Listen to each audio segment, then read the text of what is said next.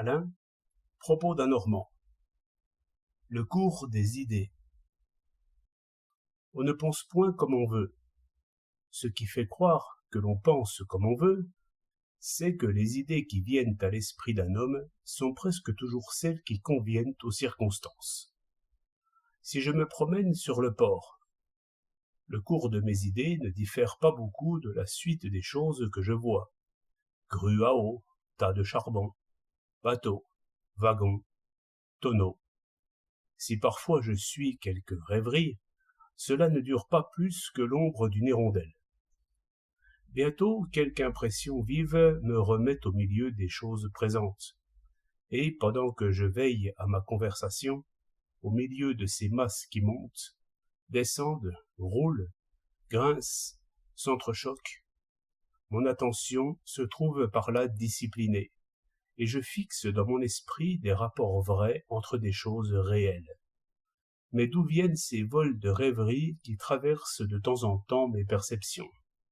Si je cherchais bien, je trouverais presque toujours quelque objet réel que je n'ai vu qu'un instant.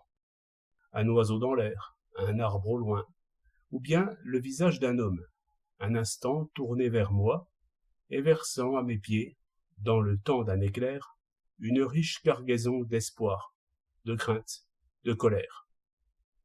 Nos pensées sont copiées sur les choses présentes, et notre puissance de rêver ne va pas si loin qu'on le dit. Je me souviens que je m'entretenais de ces choses avec un ami.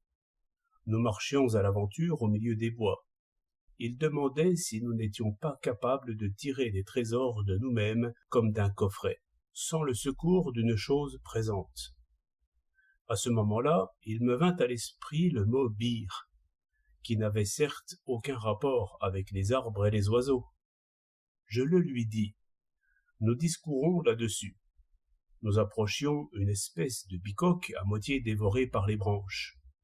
Comme j'y portais mon regard, je vis un carton cloué sur la fenêtre pour remplacer une vitre cassée, et sur lequel on lisait le mot « bire ».